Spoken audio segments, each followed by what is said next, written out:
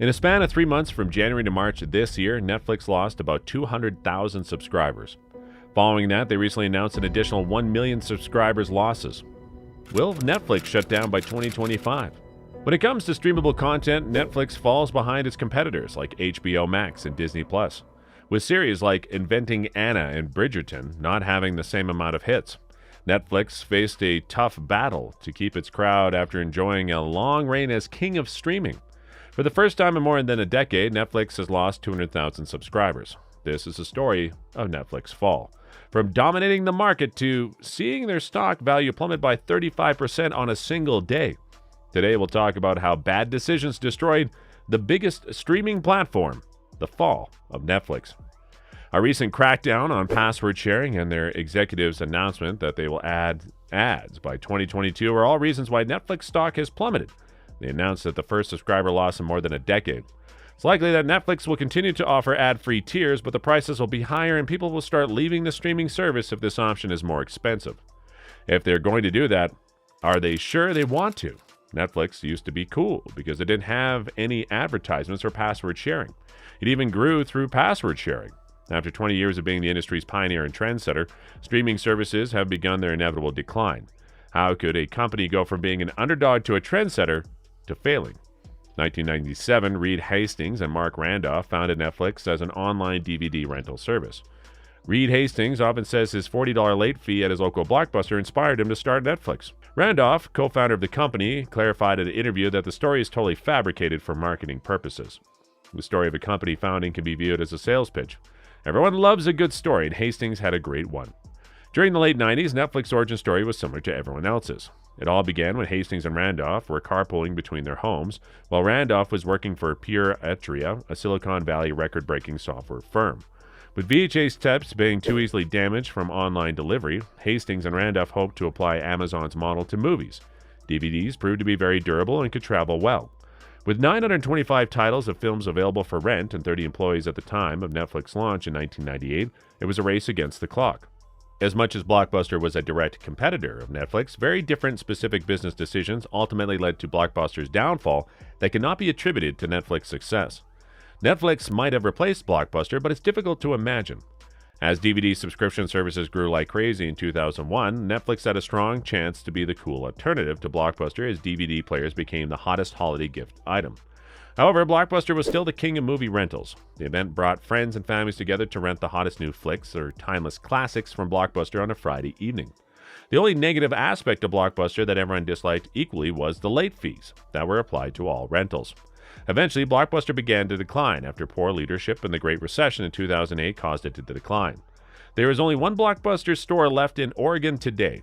It was a great year for Netflix as it continued to grow. The company sold 1 million DVDs in a single day by the end of 2005 and had 35,000 different movies available. Netflix didn't stop there. It was going to completely revolutionize the movie industry from the ground up. The Sopranos, Sex and the City, and 6 Feet Under were the golden age of HBO, and when Netflix started producing original content in 2013, it harked back to the HBO golden age. A Marvel deal brought Luke Cage, Jessica Jones, and Daredevil to Netflix home. Screen as quickly as they could. Comedies such as BoJack Horseman, Unbreakable, Kimmy Schmidt, Master of None, and Grace and Frankie added even more to Netflix audience. With Stranger Things premiered in 2016 to great acclaim and success, Netflix had become the premier network. And if you didn't have one, why wouldn't you? There quickly became a joke amongst certain crowds that Netflix would buy anything since it acquired so much content at such a rapid rate. The desire for prestige quickly followed with a continuous flow of high-quality content that was being produced. How can the king of streaming platforms suddenly fall from such a high position after years of continuous growth? Well, it's getting harder for Netflix to remain the undisputed market leader as headwinds slowly mount against it. The streaming platform lost 1 million subscribers last quarter, which was better than anticipated. It originally predicted it would lose 2 million subscribers in the second quarter. Earlier this year, the 25-year-old company reported a decline of 200,000 subscribers, its first quarterly drop in over a decade. Netflix shares jumped 8% after hours, despite the company's decline of 67% this year.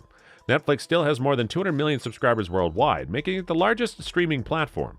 Among the most watched movies on Netflix last year were Red Notice and Don't Look Up, a game-changing international series called Squid Game, and older favorites like The Witcher, among others. But what happens when the shows don't seem as compelling, and the pandemic doesn't rage? Since audiences are constantly binging new shows, streamers have been spending more to produce and acquire new content.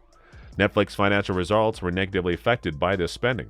Free cash flow in 2021 was negative, minus $159 million on nearly $30 billion in revenue, compared with $1.9 billion in 2021. As a result of its business model, executives say it expects cash flow to be positive this year and beyond. According to Nathanson, the streaming service spent $17 billion on content last year, and is expected to spend $19 billion in 2022. Even so, Netflix cannot cut costs. Raising prices too quickly risks churning subscribers. Netflix recently raised the cost of its standard plan by $1.50 to $15.49. In a broader market sell-off, Disney, Roku, and Viacom CBS shares also fell amid streaming difficulties. Netflix is basically just streaming video. It won't be any easier for Disney, Warner Media, Discovery, or Viacom CBS to keep growing if it is this hard and expensive. The implications are enormous for companies that also manage theme parks and cable channels. There's no need for Netflix to worry about how streaming is cannibalizing revenue from old markets, such as box office sales and cable advertising. Disney and its peers have to take care of that problem. During the next few months, Netflix growth may slow. Analysts may place a greater emphasis on profits than they did during Netflix's rapid expansion. That's not necessarily a bad thing. However, it means Netflix business will be viewed in a different light. During its quarterly shareholder letter, Netflix expressed concerns about the rate at which its revenues would increase in the future. In the past quarter, the company reported $7.9 billion in revenues, an improvement over $8 billion. Netflix lacks the amount of streamable content that HBO Max and Disney Plus offer. Apart from series like Inventing Anna and Bridgerton, Netflix is not able to boast as many hits as its competitors.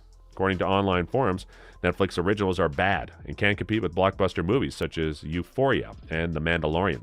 Despite the skepticism about the longevity of all streaming services, Netflix is at the most at risk of becoming obsolete. Adding advertisement to its cheapest tier option will be its downfall, since it cannot keep up with its competitors. While Netflix did not specify the cost of its new low-cost plan, it said it would feature advertisements. The new ad-supported subscription plan is not expected to replace current ad-free subscriptions, as it will likely start offering it in a handful of markets with high advertisement spending. In the aftermath of the pandemic, it's important to note a slow decline in moviegoers. Now that we can leave our homes again, many people are choosing to go to the movies again. Streaming services are not going to be able to compete with streaming services like Everything Everywhere All at Once and Doctor Strange, as hits like these have proved that more people are opting to watch movies in theaters instead at home. The addition of Disney Plus, HBO Max, and even Hulu to the list of streaming services leaves Netflix out in the cold. For most companies, the future of streaming entertainment remains bright in the near future, but Netflix is on its way to becoming a thing of the past. There won't be many people who are willing to pay a fee just to be able to watch ads littered throughout the content.